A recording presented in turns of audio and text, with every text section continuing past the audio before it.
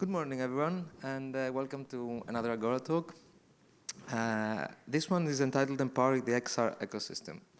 I'm Lazaros Boudakidis. I'm head of immersive all-around cinema here at the Thessaloniki Film Festival, where, as most of you know, we host 2 festivals per year, both with international competition sections for XR. So having 2 festivals per year gave us the opportunity to already have 13 editions of XR international competitions until today. While for years we have been talking about XR and immersive media, the conversation was usually dominated by the technology itself, the headset, processing power, the wow factor that everyone was expecting from XR. And but as the medium matures, I think the time has come where we start asking questions about what is actually changing today. So we are not just asking today what technology can do for us, we are asking how can we make this medium survive, and how can it become a sustainable, meaningful sector with elastic cultural, artistic, and social impact. We know that brilliant artistic vision is not enough on its own, and to get an immersive project up and running from a raw idea to a festival audience like here, it has to cross what we call a creative process, or what we have been calling during the lab this year an extreme sport. It needs incubation, it needs cross-sector collaboration, legal frameworks that actually understand the meaning of XR work, and it needs, of course, funding tools designed for the future of it, which we actually don't know yet. Our goal here today is to map this path. We want to show how festivals, funding organizations, and the industry can build a safety net and a launchpad for creators in the industry. And to do that, we have brought together an incredible group of experts here, representing each step of this chain. So starting from the creative vision and the human element, we have Tatiana, Collet, Apraxine, who's an XR artist and the director. Then representing production, technological innovation, and the preservation of experiences, we have Anastasia, founder of We Make VR and Impress. Speaking to the vital role of incubation, talent development, skills development, in generally bridging the gap between arts and the market, we have Anastasia Mavrogianni, Innovation Officer at Onassis Foundation and Onyx. And finally, to guide us through the regulatory framework and funding mechanisms on how to actually make the projects possible, we have Achilles Tutsi, Senior Legal and Business Counsel for the Hellenic Film and Audiovisual Center. Thank you so much for being here.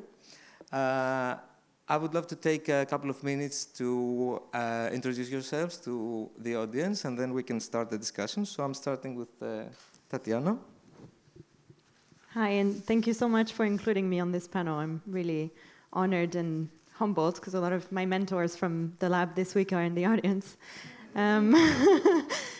So I'm an immersive artist and director, and my background is in theater before this. So I used to be a performer, director, maker. I had a theater company, and we would make our own shows and tour them. And I did a lot of something called clowning, which is not circus clowning. It's a form of theatrical, physical comedy, which actually I think has a lot in common with XR, because it's all about the relationship with the audience, and it can only exist through the direct connection with the audience. So that felt like quite an organic step into XR and VR, which I've been doing for the last few years. I've been, the film showing is The Descent, which was showing here in Thessaloniki Film Festival in November about 2 years ago, and it was my first VR film I made. And then since then I've been incubating a new project, which has been part of the lab here, the AGORA XR lab, which we just pitched for this morning. Yeah, thank you so much for including me. Intense day for you today. Yeah. Great, thank you so much. Avinash, would you like to tell us a little bit about We Make VR and yourself? Will do. Let's get the visuals on screen, if possible. Oh, there we go. So this is me, or this is me if you meet me in VR. And I'm Avinash, and I make immersive experiences. And as a kid, I wanted to become an astronaut. I was very curious, and I wanted to explore, to go, where no one had gone before. And my world was my imagination, Lego and comic books and video games and sci-fi movies.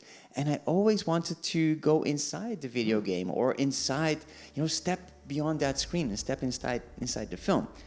So that dream of wanting to be inside that film, that became for me a reality in 2012 when I invented one of the world's first professional VR film cameras. And you can Google that, or I'm not going to expand about that. This is me throwing that $60,000 camera in the air for a press shot, which is not the smartest thing to do, but I was just very excited. So we're going to skip the reel. I'll just talk about a couple of things that we've done. We started with tourism applications, go to places before you actually can go there. We've done things in fashion, be the best, have the best seat and sit between the celebrities, but also elderly care, people who cannot go out anymore, or training people who deal with domestic violence cases, or kids in traffic situations. We did the first medical educational operation. Stand on stage with your favorite artist. Small note, we're in the Guinness Book of World Records, making the first VR music video. You can go back in time, explore history, meet Rembrandt van Rijn, interact with that. So I am the least objective person in the room regarding this, but we are good at what we do. But my main reason for being in this domain is that immersive does something special. It resonates with us as people in a unique way. And, with paintings and books and film, all important forms of art that allow us to capture our culture, and it allows us to, if you experience something that makes you really happy or sad, you want to share that with your friends, family, your loved ones. And immersive can do that. It can make people feel happy and amazed and instill a sense of wonder that no other medium does. And that is what we do with We Make VR. We give people moments of joy. And I feel it's a privilege with all of us that we can explore this new domain and new way to create art and capture and share our culture with future generations. And we have been doing that since 2012. And that is why I'm here today, actually. A lot of the works that we've created and immersive artists have created over the last decade cannot be shared with audiences anymore because we have no preservation like we do for films and books and music. And now we're solving on focusing that industry-wide problem. So we'll talk more about that later. Of course. On to Anastasia. Thank you, Vinas. Anastasia. Thank you, Lazare, for the invitation, and thank you again for the Thessaloniki Film Festival for having another documentary festival and actually giving space to the immersive section again and again. I am Anastasia Mavrogianni. I'm the Innovation Officer of the Onassis Foundation. My background is innovation and strategy. I am young, but I look younger than I am.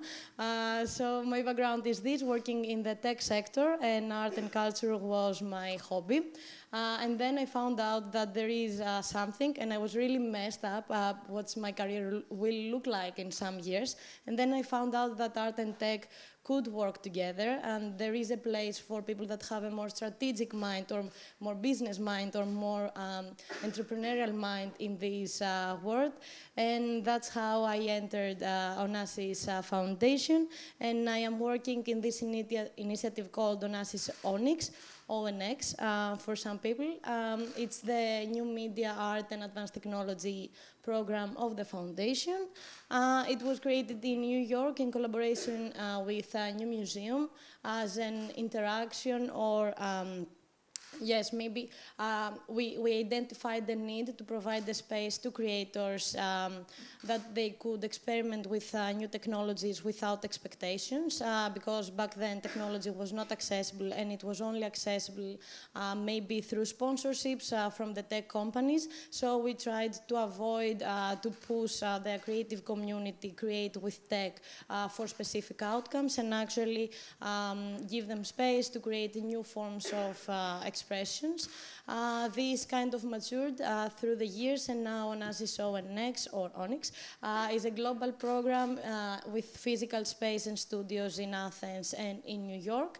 And we have a dual work, let's say, to first of all support talent in order to produce stuff, and the second part is field building. So we try to activate cultural organizations, to also activate European networks or even industry and tech partners in order to kind of accept and put in their programming such new forms of expressions with the use of new technologies. I'm going to say more later. Of course. Thank you so much. And Achilles, a few words from you. After 3 such amazing presentations with so much visuals, they destroyed me. I have nothing to show you. So, hi all. Thanks, firstly, for being in this panel. It's a huge honor. And thanks, everybody, for being here and taking the time. My name is Achilles. My background is in law and finance. And I'm currently a senior legal and business counsel to the CEO of ECOMED. ECOMED is the body in Greece that is responsible for facilitating, funding, and instrumentalizing the audiovisual industry. We are basically the company that has merged through the merge of the former National Film Center and the former cash rebate. And it's basically an organization that we're trying not only to streamline and organize funding, facilitate the processes, streamline other aspects of the audiovisual industry, such as supporting distribution, supporting production and development, having educational aspects. And at the same time, I'm also active in creation. I'm a filmmaker, and I'm also a theater director. So I'm very happy to open the discussion and start discussing all aspects of our topic. Thank you so much. Okay, so Tatiana, I would like to start with you, since you're the creator on the panel. And I'll start with something quite stereotypic, but I think there's a lot of truth in there. So when you're designing an XR experience like you're doing now during the lab, how do you ensure that there's a meaningful social impact in what you're doing, instead of getting carried away and the story becoming a vehicle for the currently available technology? That's a very good question. I think that, well, obviously, immersive work is at its most powerful when the technology is invisible. So some of the pieces that I've seen that have been the most mind-blowing are the ones where you completely forget that you're interacting with technology, and where obviously technology is in service or acting as a lever for telling a very human and very personal stories. I mean, we've seen it in all the pitches, the brilliant, my fellow creators, and also in the pieces that are curated here are the ones where technology is a vessel to very human stories. And I think XR has something that, the brilliant leader of the AGORA XR lab, Vasiliki, said that the power of immersive, one of the power of immersive, I'm sorry if I'm paraphrasing this, is to alter state. And I think any artwork can do this, but immersive can do it on such a heightened, powerful way, because it can create. That's what my work is a lot around grief and trauma, but through also a playful, hopeful lens. It's trying to create an expansiveness around those themes that we need, and to create internal expansiveness. And I think the medium allows for stepping a little bit outside of our daily states of consciousness into an altered state. And that can be done through sound, that can be done through any kind of heightened sensory experience, which this medium allows for in many different forms and ways. So I think it's an incredibly powerful vessel. I know there's a lot of discussion around VR as an empathy machine. That's been very prevalent in the conversation. Which is very complex and I think controversial topic, but I do think that it allows for a very powerful, impactful experience if it's leveraged in service of the story. Yeah, it's fascinating how you prioritize the emotional and narrative impact over the spectacle, but needing the technology to be quietly sitting there and helping with the story, we actually need the technology to support it and build it. and for it to work flawlessly.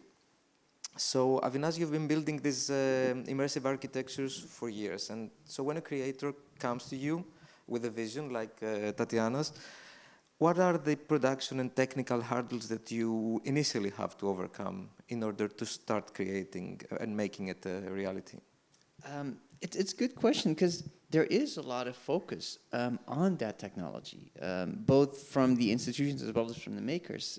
We see it often with that filmmakers approach us and go like, "Oh, I want to do a 360, or I want to make a VR film," without realizing what that actually entails, or first answering the question, why do you want to do that?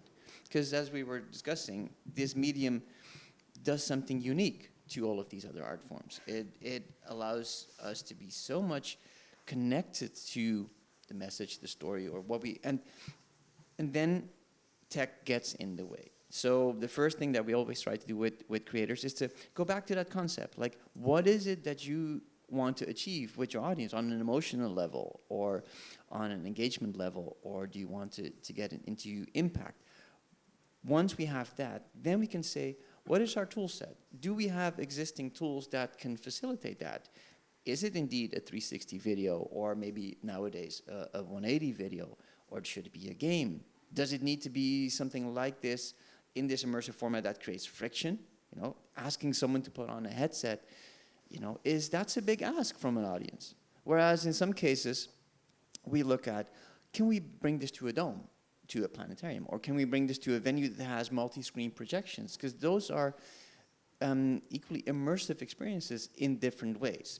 So that, based on that original conceptual question that the maker has, or that desire, we look at the technical palette. What are the tools? And then we work with that maker, like, here, these are kind of the tools you can paint with. Let's make this painting together. Then, of course, there's also that ambition. I mean, sometimes creators come up with ideas that are so ambitious that they haven't considered technology and are like way far out there. Like, oh, but I've seen this we've had a creator who said, I want to have a hologram that is on the back of a truck and that travels through the city.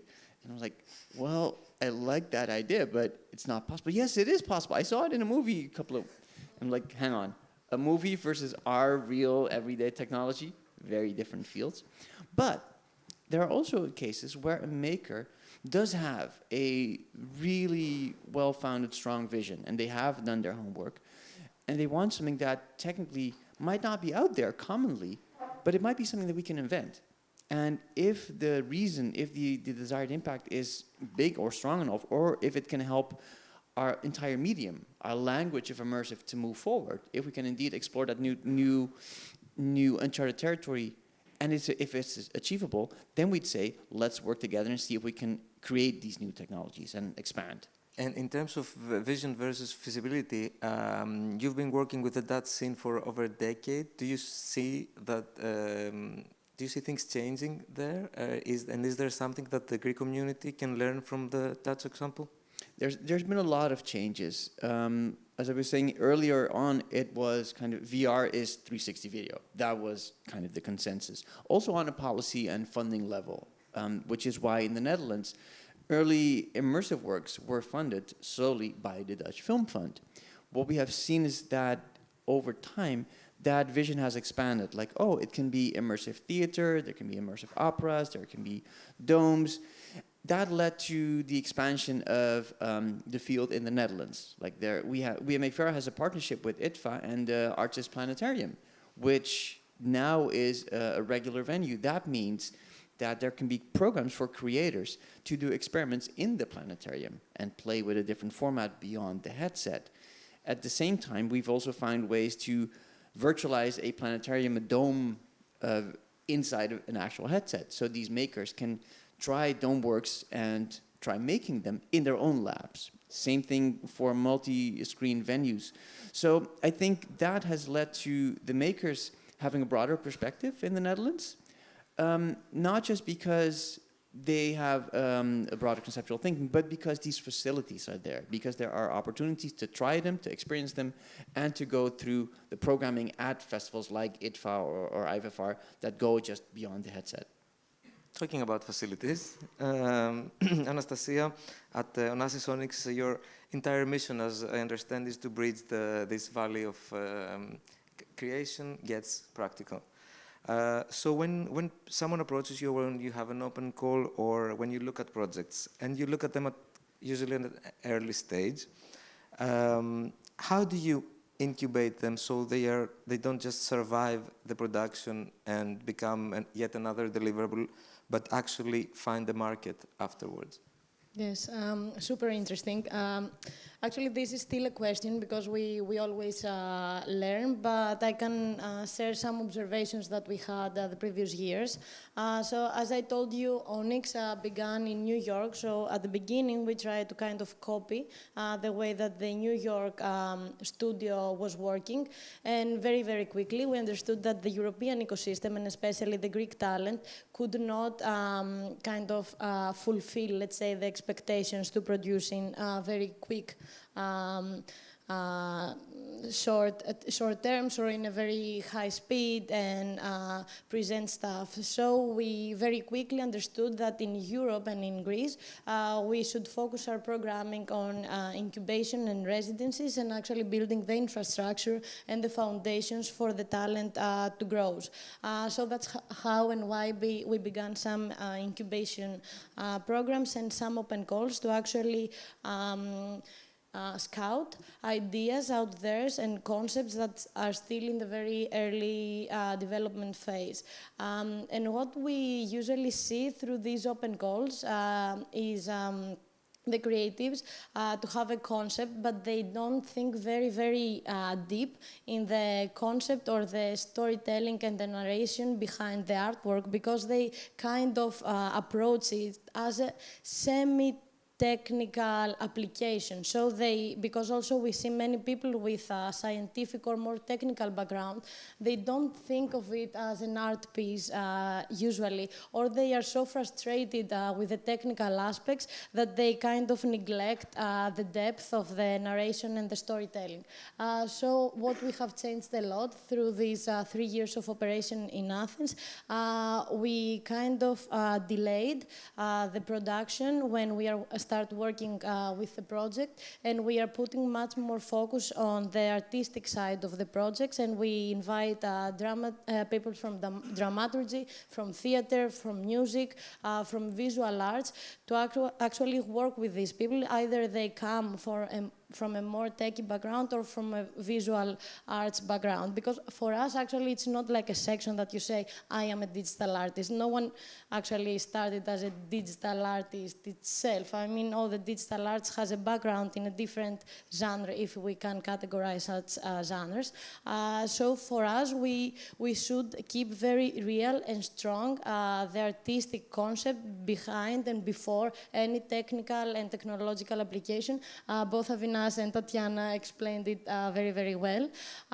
So what we have seen is that we used to focus a lot on production and actually targeting the festivals and the formats and the formatability so as the project to be actually marketable, as we say, and have try to expand the life cycle of our project. So not just to target a first presentation, but actually build something that could tour afterwards, could distribute in different places, in festivals, in museums, in institutions, and could hopefully conclude to a collection or a more permanent installation. But for us, this is not feasible if you don't focus on the artistic side, and we see that there is no such focus at the moment. So what we say is tech with soul, and we usually forget the soul part of new media, immersive experiences. So yes, we focus a lot on the soul at this moment. We always ask our creatives to have a specific, let's say, targeting. So we call them maker research, which festivals, which museums have previously presented such projects similar to what you are developing. If no such institutions have ever presented, if there is no similar project, we actually call them to assess. Of course, it's not to kill their vision, but it's actually an assessment. Where could this project actually be? we put a lot of energy in skills development and capacity building because, of course, the European ecosystem didn't previously have such opportunities, let's say, with the New York one. We used to see MSc programs in New York for digital arts, immersive art since many decades, and in Europe we only have it like in the last few decades, and we are now gaining more and more knowledge on this, let's say, sector. So we put a lot of energy there, and then we try to open new opportunities through field building, strategic partnerships, collaborations. So skill development, incubation of the ideas, and mentorship, just like in Thessaloniki. But for the entire ecosystem to be truly sustainable long-term, it needs some structural and institutional backing. It needs to be supported by the state and by funding bodies. And Achilles, this is where the Hellenic Film and Audiovisual Center comes in. We're talking about building a resilient sector. How are our legal frameworks and funding definitions currently evolving to ensure the XR inclusion in the parallel to the traditional filmmaking? First, as you very correctly point out, where I agree that the soul is important, the ecosystem is equally important, because I think that one of the issues of this industry is that we don't lack as much creation, but we lack the framework. First, to explain very quickly how the system works, basically Greece, as many other member states, work on a cash rebate system. The cash rebate works that you get 40% back of 80% of your eligible spend. So you apply for a project, and you can apply up to 80% of the total of your budget. So you get 40% back. So it's 40 of the 80 or 32 of the 100 of the total budget.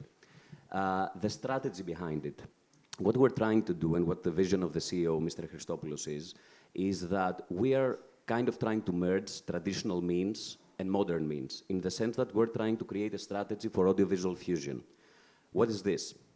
Audiovisual fusion doesn't only come in funding AR, XR, VR, and new technology projects. It's also actually promoting this strategy in the way to save the traditional means of cinema itself.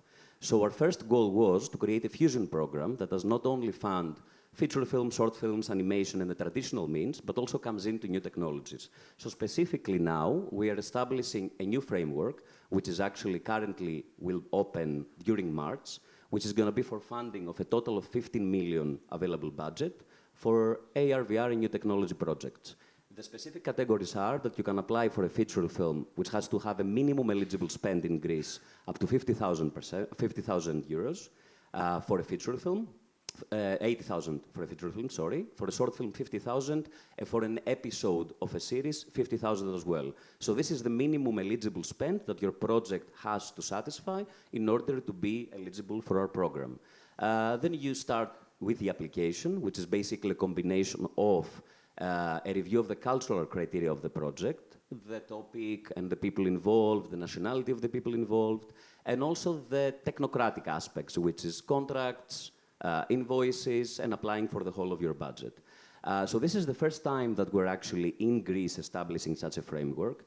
And actually, by comparing other member state strategy, we can safely and proudly say that we're one of the most competitive ones, in the sense that one of the strongest competitors is France, with a CNC, a country, of course, that we all know has a huge tradition in filmmaking and funding filmmaking, that works in a different system, has a selective fund for new technology projects, and not a cash rebate system.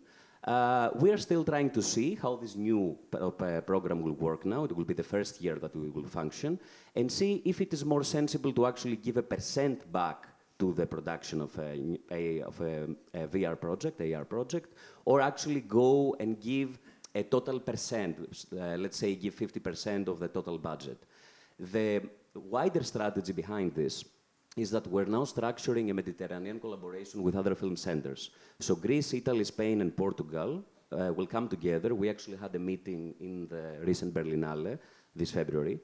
And the goal is, because it's a lucky timing, that Greece will preside the Eurogroup, which means that at the topical time of the discussion for expanding the growth of the funding in the wider cultural industries in Europe, we have a strategical pinpoint position to actually go and attract much more investment for the whole industry, in all member states, and Greece included.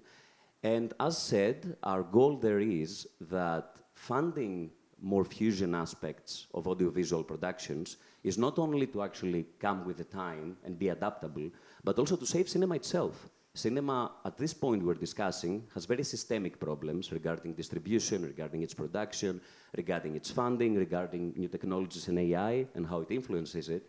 So our goal to actually attract investment and more investment for all is to say we're introducing a fusion program that saves the traditional means and actually promotes new technologies. And what I want to say also here is that apart from the cash rebate funding tool, we also have the extroversion tool. The extroversion tool is a 1.8 million total budget program that actually for the first time in Greece as well will give funding. It usually used to be a means for funding film festivals. But now it will also fund festivals that have fusion aspects, which means that they include technological aspects, all connected to the audiovisual, of course. So there you can apply also under one of the pillars of the extroversion program for funding for a festival, which can be from one day to whatever, for a minimum of 5,000 to a maximum of 50,000, depending on the specifics of your program, up to 3 months before the start of the festival that you want to apply for, through a specific platform that we have in our website. So in conclusion, what I want to say is that the ecosystem has to be built not only by trying to adapt to new technologies, but also with securing its continuity, which is very important. And what we're trying to do there is, for the last 6 months, we have been working with a company from London, which is basically specialized in doing researches on the funding tools of the countries. It's called Allspur. So we have published a study that shows that in Greece specifically, for each €1 that the government gives, 4.2 come back to the economy. Because it creates job positions, opportunities, it has spillover effects to tourism, and it gives extroversion to the country. With this study, we took it as an argument, and we went to the Greek government and said, we want this amount of money for all these pillars that we're funding for the next 5 years. Because continuity is crucial. One, because it gives strategic competitive advantages to the producers and creators that are trying to do a forward planning, and also the safety that they can come to Greece for such projects. And two, it gives you some time to actually go and tackle the other aspects that I think we will discuss later on, which are the bottlenecks that might come to the discussion, which is the issues that distribution these technological means might have, or the very crucial problems that they face in development many times.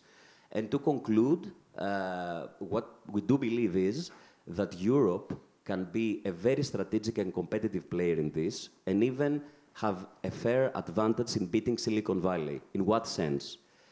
Europe is very experienced in public-private partnerships, public support in funding, and it has a huge cultural heritage and ancient archaeological heritage, where AR/VR projects can come into play. So this is a competitive timing and a very competitive field that Europe actually can be the leader in rechanging and reshaping the ecosystem. I wanted to ask you something that came up in the lab in the previous days, and also in other discussions, because, and I think you're the right person to answer it, since you sit in a fascinating intersection of, you're a filmmaker and you're also a senior legal counsel for the ECOMED. So legally and structurally, how is the definition of audiovisual work changing in order to make sure that any XR creator or immersive creator or anything apart from the 2D cinema cannot be left out of subsidy mechanisms? It has been structured and described quite in a wide aspect, in the sense, I don't think it's useful to just pinpoint the actual term. I mean, I would be happy to circulate the documents and legal documents, but we have widened the aspect to include such project of new technological means. And actually all of them now are safely and properly legislated in the ministerial decision that is called Ministerial Decision for Animate, which AR/VR comes underneath. And it will function for the program until the end of December 2026. From the start of 27, where the 5-year plan comes into play, we are currently changing the law in collaboration with the Ministry of Culture, and the whole aspect of new technological means will have, regarding its processes, terms and conditions, funding tools categories, a separate aspect written in a Greek law that will be called audiovisual fusion. Very interesting. So we are trying to map what we want to become a sustainable ecosystem, and we often assume that this is the same for everyone, that everyone has the same goal, but sometimes the metrics are different, and I can imagine that while Tatiana may be looking for emotional impact, Anastasia may be looking for viability, Achilles for the cultural footprint. What defines a successful XR project in a nutshell for each of you? Is it what would you put what would you shortlist as the first top 3 maybe? Well, I think at the stage that I'm at, just getting it made.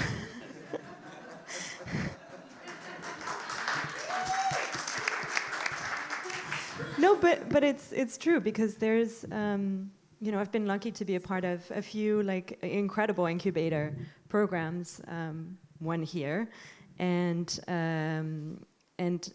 in the UK, and the UK specifically, I think there's a lot of projects that are going through this incubator system. There's a lot of money that goes into R&D, which is amazing and needs that kind of uplift to get an idea that a lot of artists can not focus on, and it gives that time and space and expertise from incredible mentors and encouragement and visibility.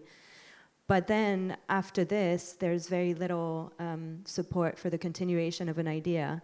I went to a talk where an English researcher called Rose Coleman was saying that there's a lot of resources that go into the incubation, and that's talking specifically from the UK lens, because this is the ecosystem I know the best, but then very little for the tending to the idea and making it lift off to this next stage into the world. So I've seen a lot of incredible projects where so much time has been invested, kind of stall after a 9-month program. So there's a lot of personal resources invested, and then kind of a dead end. So it does take an incredible amount of energy and of personal resources, and being having the chance to be able to invest personal time and resources to get it to a point where it can be made. So I do think getting it made is already in itself a huge kind of success, even though at this point we're not even talking about commercial viability, I think, for an XR film. I'm thinking of that maybe in the long-term distribution plan, but not at all in the immediate route of getting my project about grief made into a VR film. And I think on the impact level, what I'm aiming for is if it can alter, this is the more idealistic version, but it is the part that's if it can really make a positive difference in someone's life, then that's a huge success in itself. Even the film that I brought here in Thessaloniki, it was so fun to wait for people's reaction at the end, and people would come to me and then start sharing stories about their dead husband or mother, and say thank you for opening, I haven't talked about this in a long time. So this kind of obviously it needs personal professional holding space. I'm not that person, and I don't want to be. A lot of my work is in a non-clinical space, and that's very clear. But allowing for that space to open, even if it's for a few people to make a difference in a few people's life, then that's a huge success. And I think in a healthy ecosystem, any healthy ecosystem, there has to be room for non-commercially successful project, for a lot of experimentation, for different scale of projects. So I think that's also really important to have that space for experimentation. If I can jump into that, because that criterion of a work actually making a difference for the user, I think that is what makes our medium so powerful and so unique to these other platforms. So I think that is where it starts. That needs to be the key criterion. As a maker, if you create something that resonates, that changes people's lives, that impacts, that changes their perspective on another side of, for example, a conflict, that is something that our medium can do that very few other media can do. And I think if you look at the most successful projects that we've seen at Venice and at South by and at other festivals, it has been those projects. It has been those projects that people talk about unprompted, that they have this urge to share that with everyone they encounter. Like, you have to see this piece. But that is, and I think that is the other larger point of criterion for success. This medium can actually bring that experience to the world at scale. I mean, we can make that impact at more people than ever before in a way that other media can't. But our bottleneck there is that we have limited accessibility. There's only so many people that can go to the larger festivals, and in that sense, we're kind of preaching to the choir. We're preaching to all of you who know exactly what we're talking about.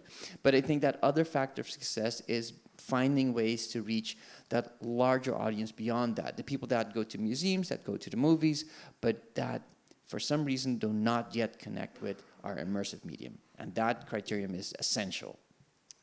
Yeah. So, Anastasia, what is your view on this? How to solve the audience problem, the bottleneck of hardware and distribution as a combination? And would you see the future of XR in location-based entertainments with multi-weeks or months installations, or at festivals, or do you see a shift towards mainstream at-home adoption?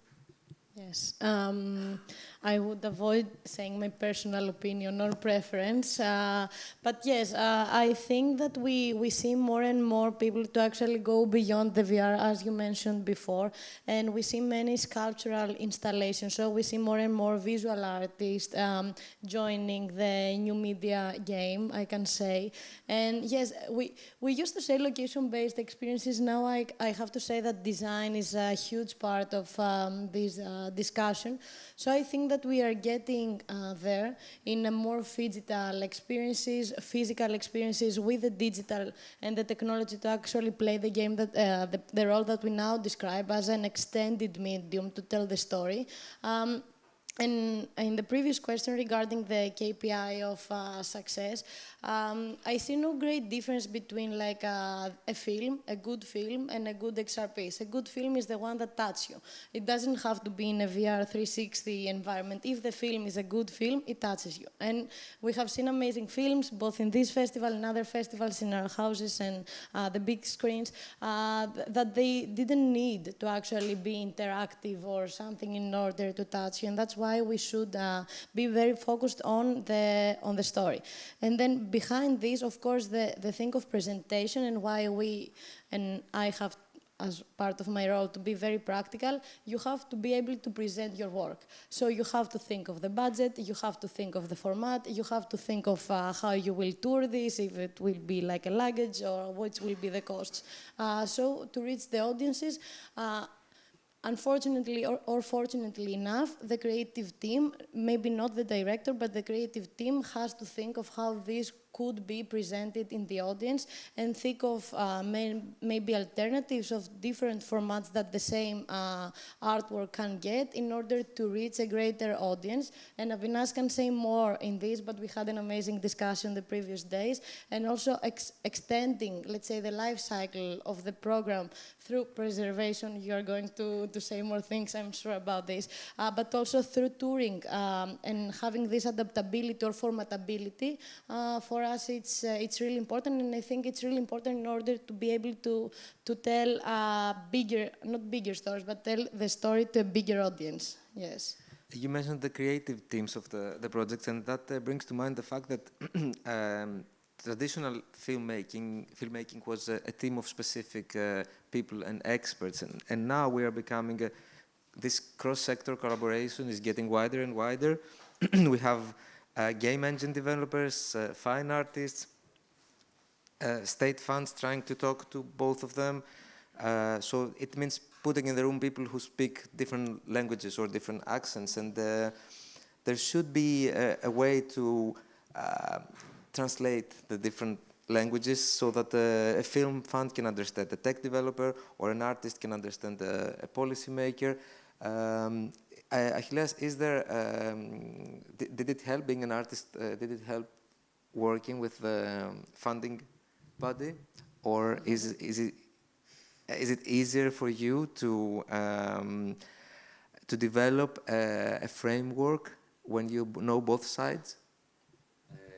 First, I think it's very important because you understand another aspect of the complexities and the difficulties that takes in creating a project. Because I think from the creator's hat, it's much more personal. It's a struggle. Sometimes you're trying to tell a personal narrative, a story. So it's a completely different aspect from the producers, facilitators, consultants, whatever hat.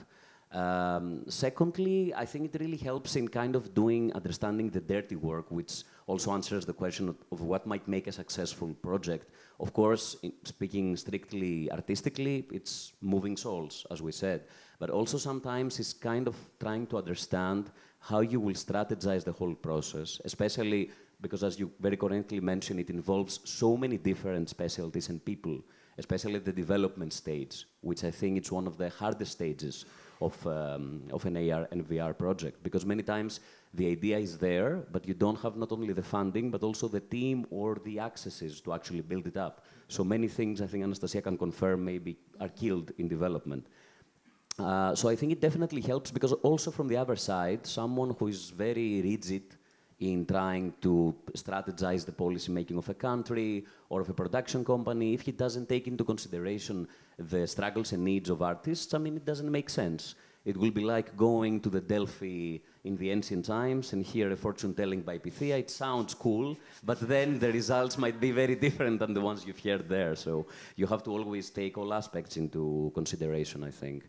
And especially also for the fact that you have to understand the different stages, because in the end, as we correctly mentioned, many artists want to create something purely artistic, other purely commercial. Of course, everything is in order. But sometimes, especially for an industry that has such a big problem in distribution, maybe you have to think of all the different aspects, strategies, pathways, and means that you can actually make your project be seen. Can I jump in, sorry, to add something? Because I remember when I first joined the Onassis Foundation, I have been exchanging emails with Achilleas without never met before, commenting and actually asking our feedback regarding the new draft ministerial decision regarding the funding of fusion audiovisual. I like this, audiovisual fusion. Sounds cool. And yes, and it's really, first of all, it's really important, and we are very grateful and happy in Greece that we have this exchange between Ecomed and institutions and the creatives, because they do get our feedback. And the second part, I remember 2 years ago or 3 years ago, that the fund back then didn't actually have, as part of the eligible costs, the cost for the game developer or something, because it was a fund that has its origins in the audiovisual funding. So there were many jobs, like it was a producer, but it was not like a technical partner described in this as an eligible cost. So I think the funding should also adopt or change towards this direction, that more people are needed than in old traditional audiovisual films, and to be eligible cost in our funding, both in public funding, but also to be understood in the private funding. If I can jump into that, because you asked what are we seeing across Europe or in the Netherlands that might help. In that same vein, originally, only production companies were able to apply for funding in the Netherlands to do, even if they wanted to do an immersive project or a VR film. That has now changed. Now we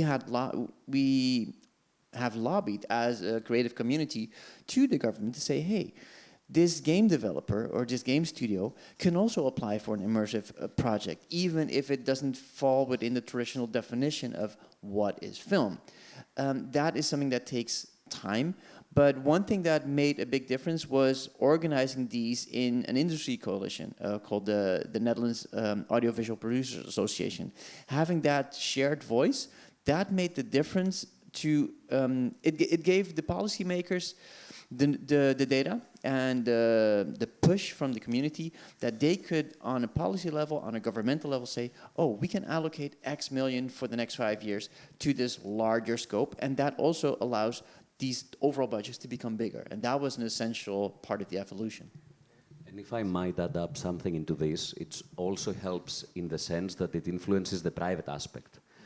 in the sense that, for example, in France, that had such a long history of funding the audiovisual industry, there is a specific bank called the Officine, which is a department of the Natixis Bank, that has been funding the audiovisual industry since the 50s.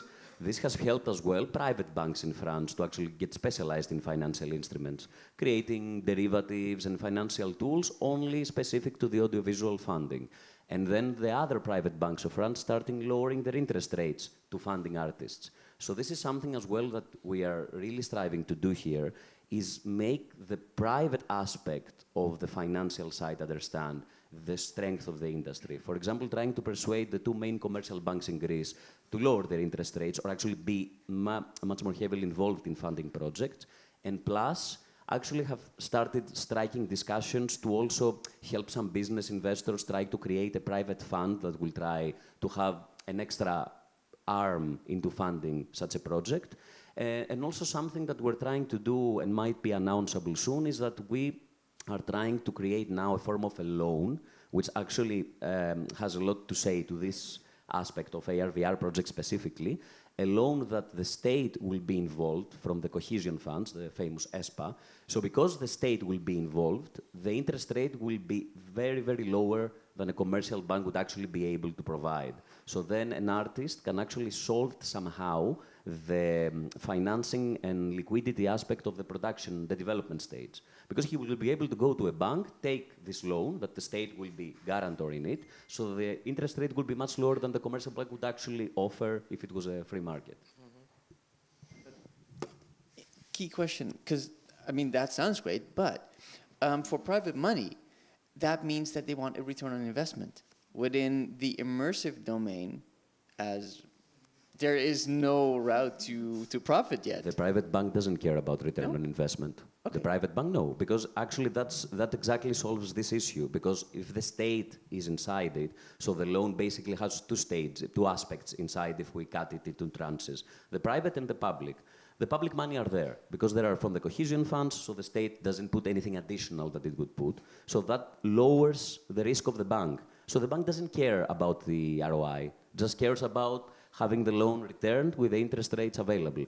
Where this would come into discussion, if a private fund comes into play. The private fund, of course, needs ROI. So a private fund, which is very active in the filmmaking industry, in big projects, would actually have to be a private fund specifically for SMEs, for smaller projects, which is a much more difficult discussion. Because, as you correctly say, private funds need ROI.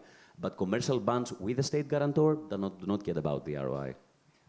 But even repaying that loan, right now, most of the immersive studios operate technically at a loss, and we survive because we get support from the creative community and from creative funds.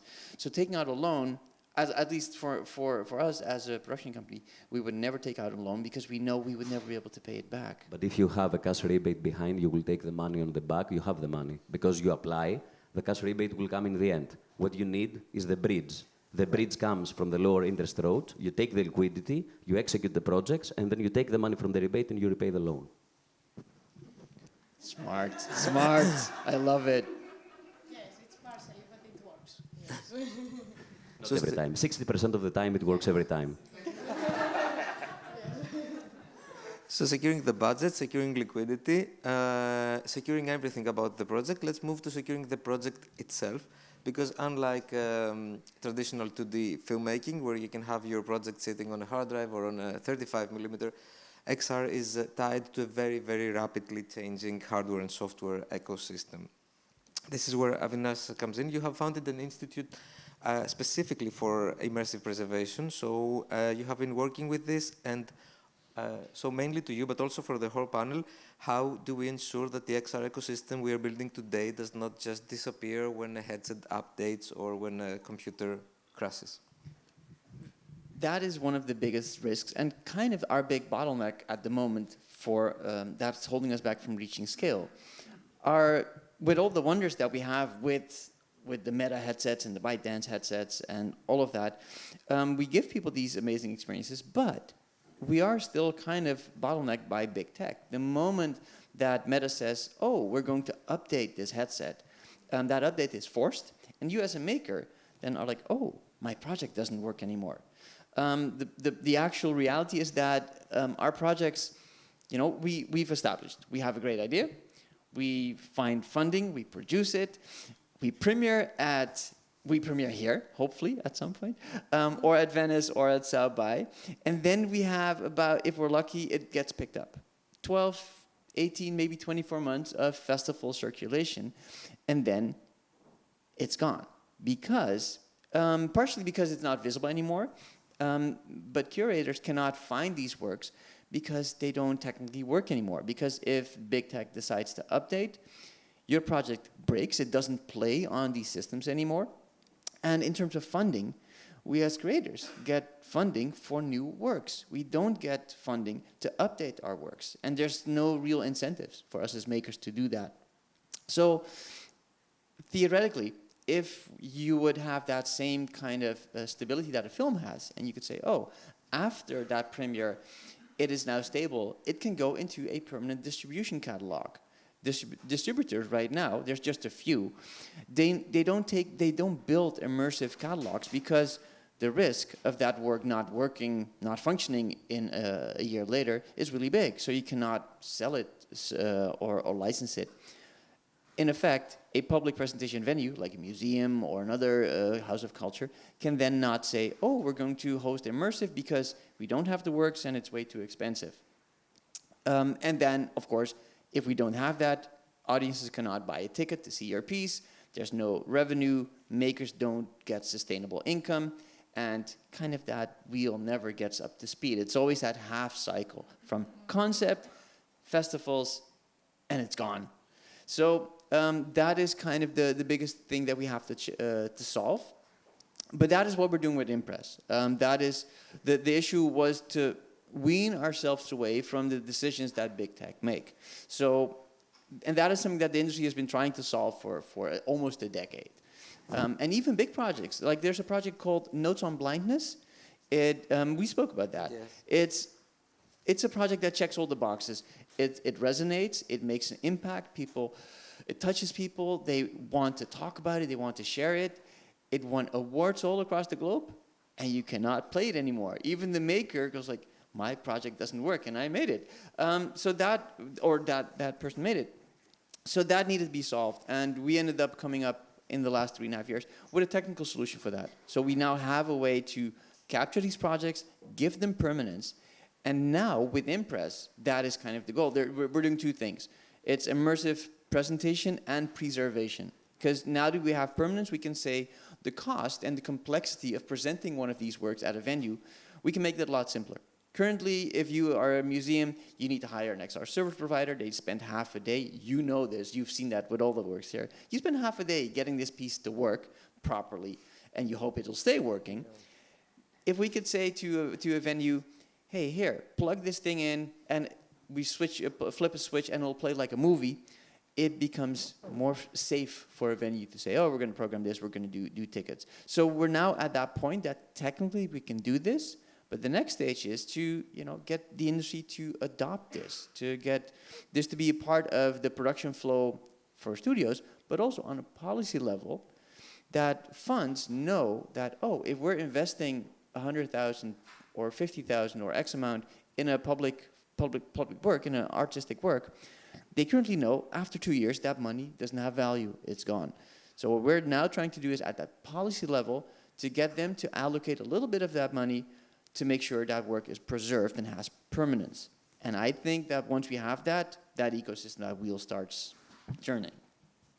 Can I just add a quick note to this, that when I was hearing you talk about it, I was just so grateful and excited because we're talking about healthy ecosystems, and as a maker, it's so important to have seen the work that has come before where you're making, because in every art form you build on what's been made before you, and you reference from the work that's been done. And I was part of the Venice College Biennale right before this, where they opened the archives for us of the work that's been shown in Venice, and I think it's literally the only place in the world where you can see some of this work that's been archived there, and it's wonderful. And I was trying to watch as much as possible, or when I'm here, taking the opportunity to watch the work, because in a lot of cases I won't be able to see that work anywhere else, or I'll have to go to all the festivals.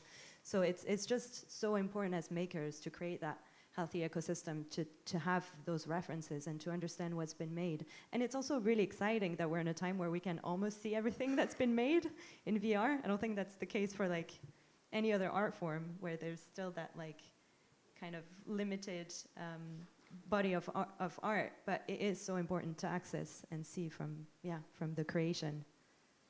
It's true, and even for academic reasons, it's this is a new art form, and it's not. It would be crazy not to have the opportunity to show young students or to educate them with the classics.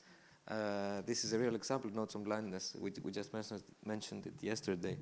Yeah, because this is what you're both saying. That is one of the key things. Because as a medium, we want to move forward. You know, we want to evolve. We want to learn. But with cinema, we have over a century of cinematic history.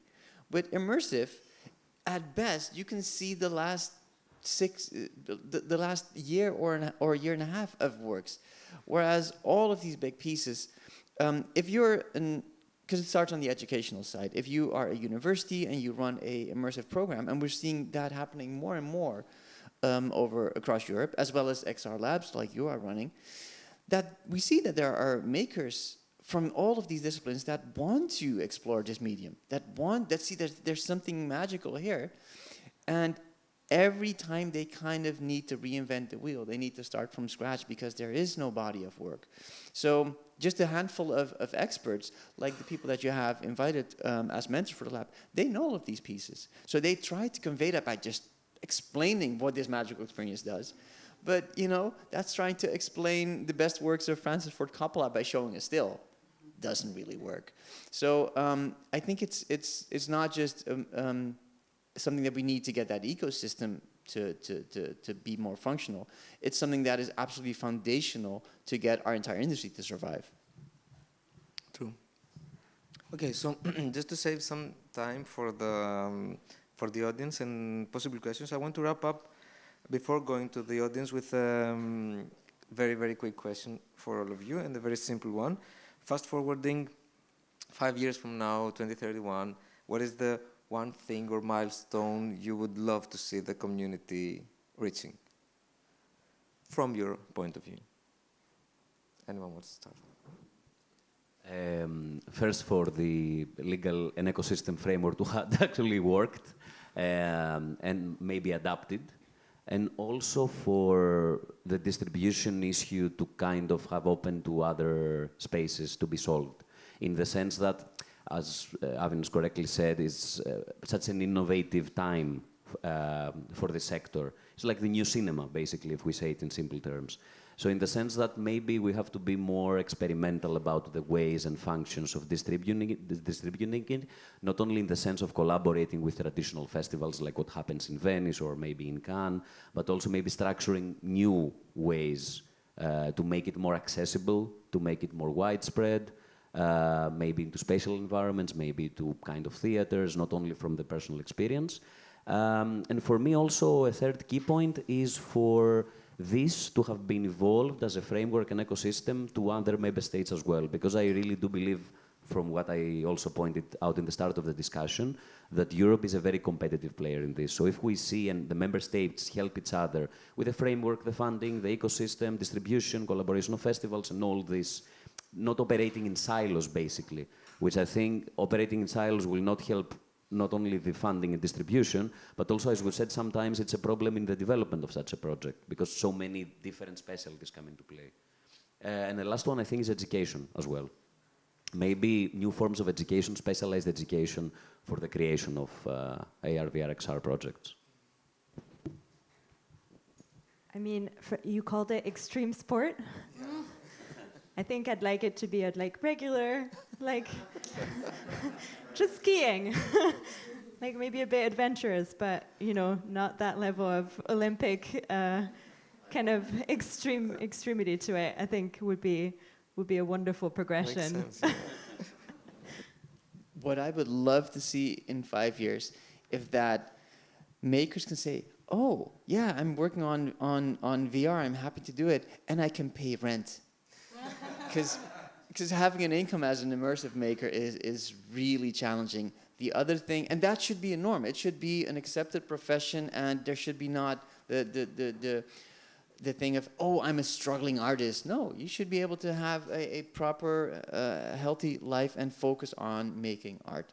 The other thing is, that's the flip side of this coin, if I would hope 5 years from now that there's a lot of people that think about immersive experiences as they think about books and films, and they go like, "Ooh, I experienced this amazing thing recently. I want you to, let's go and experience it together." To that become a norm, a standard, not something that is special as it is now. I think we can get there, and I think we have to get there. It's funny because I was thinking an alternative word to what you are saying. I was thinking about mainstream, to become mainstream. I mean, we are here in a film, let's say, ecosystem, in audiovisual community, and the immersive is like something separate to what's happening here. So, yes, I want to be one. Yes, just mainstream. Yes. Perfect. So, since we have about 15 minutes left, and this ecosystem thrives on community, let's open the floor to all of you. We have time for a few questions. So if you have one, just raise your hand and the microphone will come over. Including people all the way in the back. Thank you for this wonderful conversation. I'm participating with my work at the immersive competition. So first of all, I invite you to watch it. I'm a documentary filmmaker as a background, was in touch with the media in different senses, but not as a really creating a VR thing. It has been extremely great experiences, very creative. I wanted to share two things. First, on the level of publicizing and making it mainstream, half of the people that saw my work have never had the experience of a VR headset before. Some of them were 25-year-olds. We should worry about that. Second, even the boys, I said, but you've been playing video games. It's completely different. Console and a VR artistic work. They could not make a connection. I found that very interesting. The third thing is, yesterday a very experienced film editor saw it. He's about 35, he has a BA in technical education. He said, he used this expression, it was as if I was at the train of the Lumiere brothers. And he said, he was a little bit, and I found that interesting because he's a visually trained person. So we're actually quite back.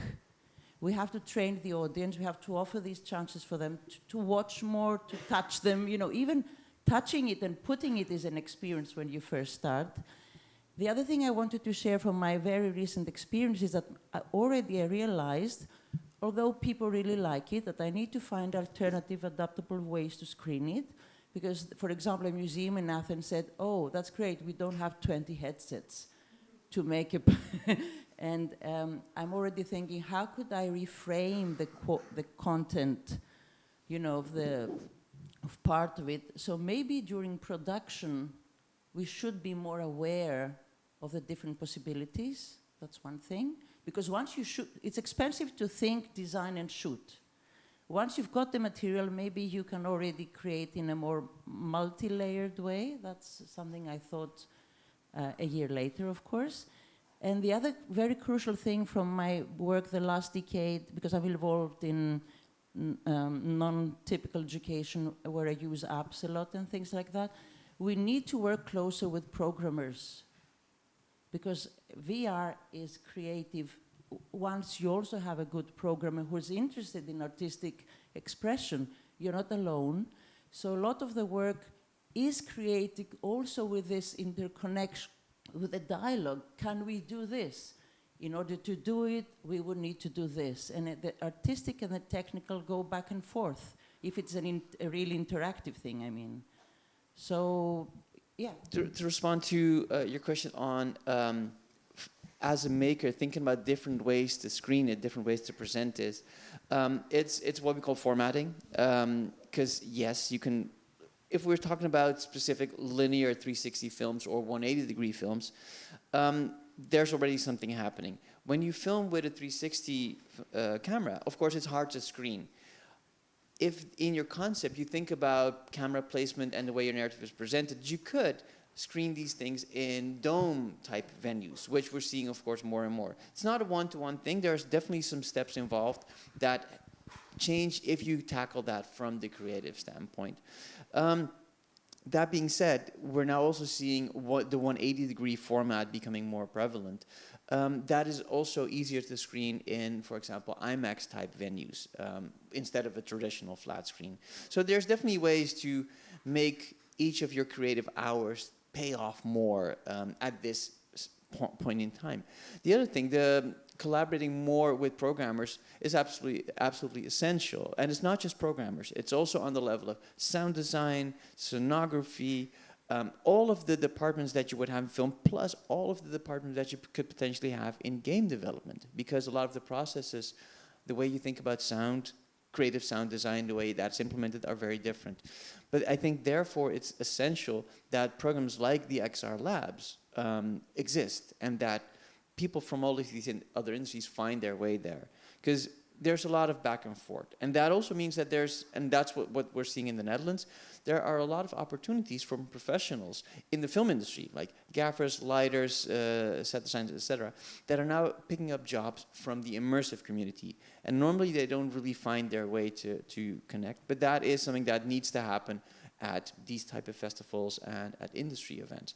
Your other question, even young people that are not used to immersive devices or museums not having a lot of these devices, it's not a matter of these museums owning these devices, it's a matter of that ecosystem becoming more up to speed and the connection between XR service providers, the presentation venues, and distributors becoming more of a properly functioning wheel.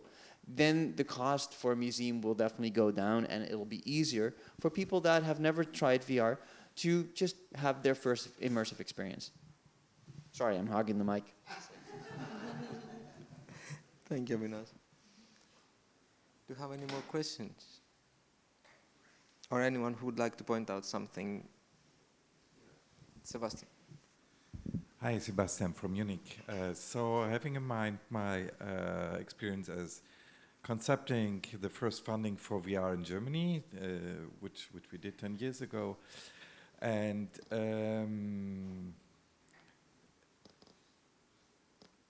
observing how all the incubator and lab initiatives were growing the past years, I have the following observation, and maybe you have a good answer for me, because incubators and labs are very often filling the gap of a central issue that we are already discussing now. It's about education, it's about production. We, at the end, very much depend on the very few Avinash all over Europe. It's a handful of people, maybe 12 of you. It's a very, it's a great family. And, but at the end, what about the central part of production, which you also mentioned now? How can we push and support knowledge transfer in these times of, how can we push more excellence in production? Because out of my experience as a funder, at the end, nothing really did change in the past 10 years. We have incubator programs that fill the gap in a way in the creative process with a very strong focus on creation and artistry, but we are still missing skilled standards for producers. Of course, there's a central problem that we have constantly changing environments, technologies, but what would be your answers on that? Here I go again.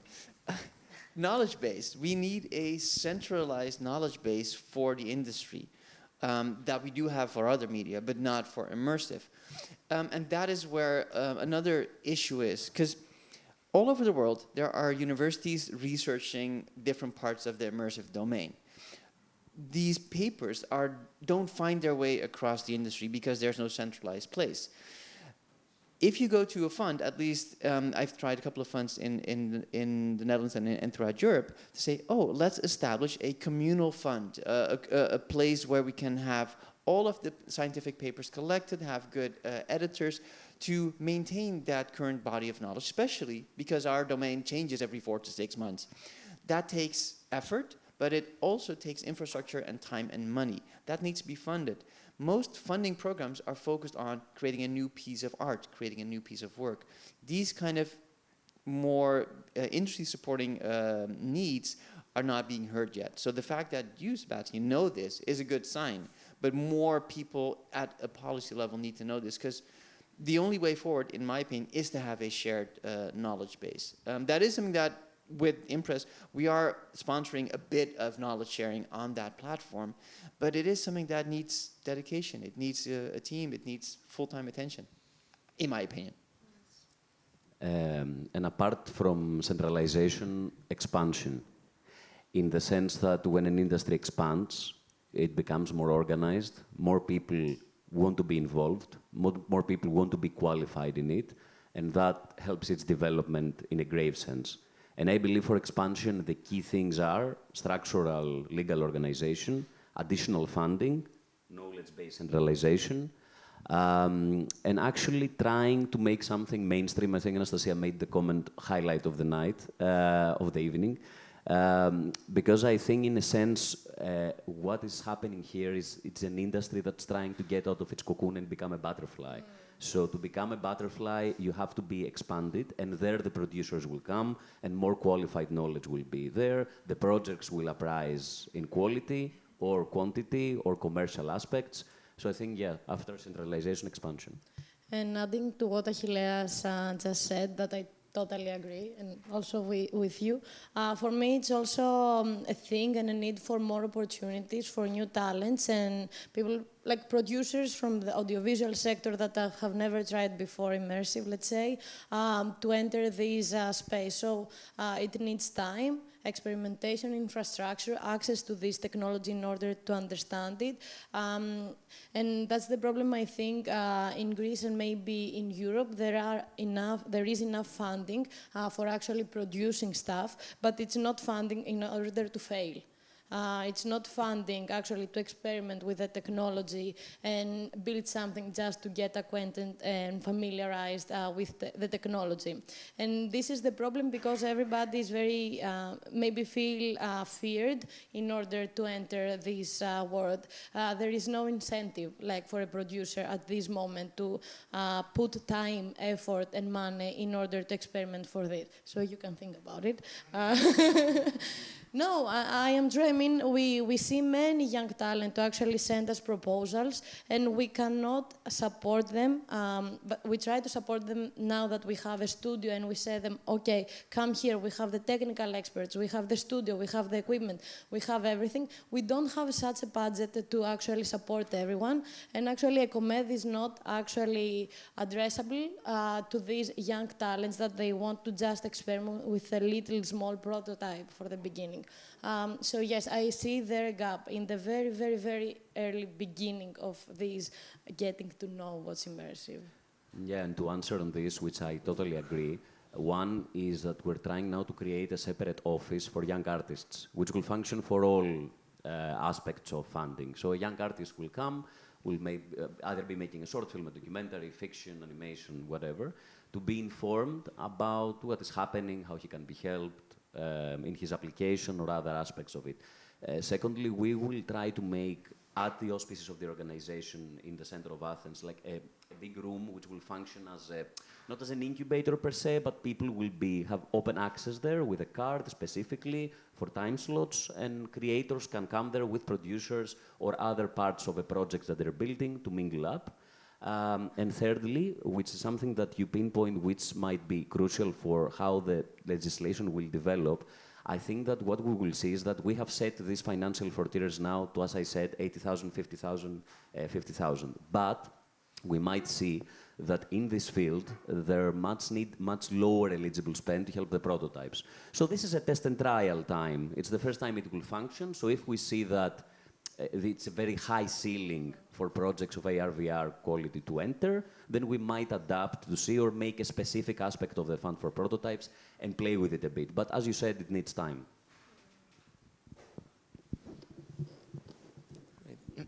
Yes. Hello, hi. Thank you for great moderation, because I hear often these kind of discussions and often I'm bored, but this was very smooth and very human and very pleasant. So in that line, I would like to address a few points. So I I kind of come as, I'm like, let's say, artist, researcher, curator, and educating and participating often in new technologies, new media. We just started residency in Netherlands, stage 9 for development of immersive experiences. And all this is very exciting, but I do agree that in the last 10 years, there was no development in a way. So we mentioned Notes of Blindness, and I know that work was seen among a lot of us because we actually had that paper box from Google, and we could see it at home on a phone, and it was working. So the technology was very basic, but it was working. And in that line, we are like talking about laws, putting so much cash here and more, and we're asking for more, but we all depend on Meta in times when are we financing development of one particular technology? I think if we spoke about this a few years ago, you could say I would be a paranoid Serbian who doesn't trust the American government, but I think we are in times when we all agree. So we have this tool that we need so that we spend more millions and millions on developing the field. So I think what is missing is what is the alternative to Meta.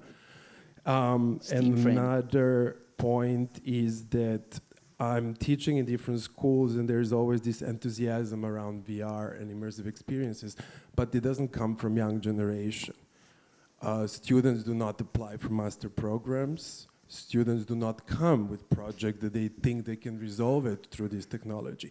Like all of us here are pretty mature, so we all came from different fields and we are horny and excited about new technology.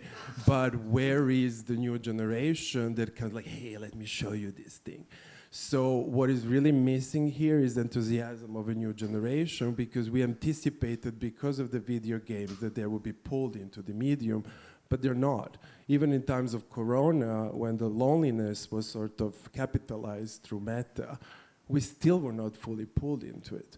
So yeah, these are just some points to think, because I think part of it is, of course, how we're going to boost the production and further, but I think what are the alternatives truly in times of the right wing, and even separation in Europe politically, if we're creating new technology, therefore new tools for control or narrative or storytelling. Two short responses from me. First of all, yes, big tech are controlling a lot of this.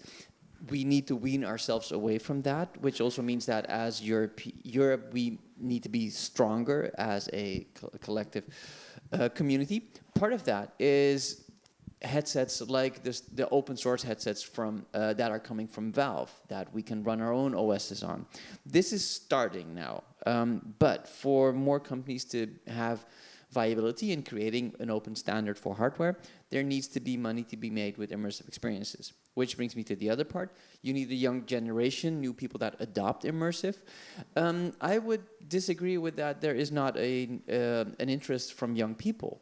They are in different places. If you look at the amount of young people across the globe that spend time in Roblox, VR Chat, Gorilla Tag, a lot of these worlds, that is a very different domain from the more arts and culture or 2D flat games. But these kids are there, and that getting that cross-pollination is something that is starting to happen. And we heard that today in the morning as well with the lab pitches, where some of these new projects are looking at cross-domain strategies. Oh, this is going to be a film. This is going to be maybe a metaverse, VR chat type project. This is going to be on headset. This is going to be a 2D game. The moment that these communities start to interact with each other, you will get cross-pollination. But as an industry, someone said it like the Lumiere brothers, we are in our infancy. I mean, we've just had 10 years of decent headsets.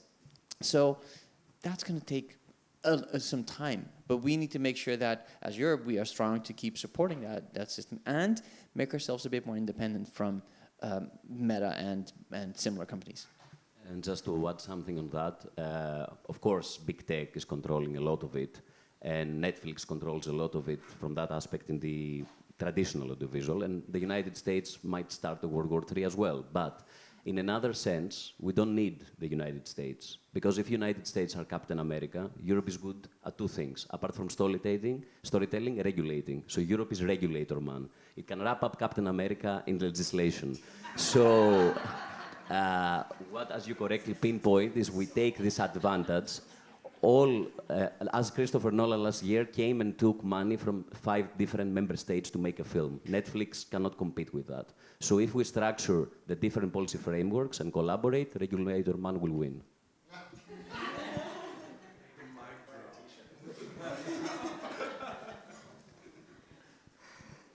Thank you. Yeah.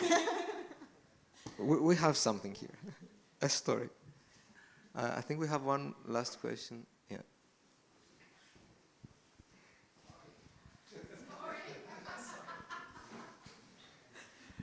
Okay, it's just a comment, sorry. And I didn't raise it now, like I know everybody's hungry. It's very important that you are not eating now and listening to my comment. So, no, I wanted to slightly disagree with funding bodies here, because we do have, in the EU, in the US, we have so much talent, so many developers, so many XR artists. Like, there is enough of us there and already for years. What we're missing is the cash. Like, it's basically, with funding, we do have access to funding, but we have a cap for production. And the cap one expects us, in this new medium, to create a feature with only 1/12th, 1/20th, 100th of the actual budget. And you have to still deliver. So, and that's the problem, like to take basically also reflected in funding to basically take us seriously. And to give us similar, I don't say like the same budgets, but at least teeny tiny bit similar budgets as to gaming or film. And within that, even though we get much smaller amounts of budget, the expectations are, oh, but you have to deliver something that is going to compete on an international level, that is going to compete with these AAA games. I mean, it's moving goalposts and it's kind of impossible targets. But yeah, so thank you, I agree. Good. Lunchtime. So on that note, so on behalf of the festival and Agora, thank you so much for being here. Thank you for being here, and see you soon.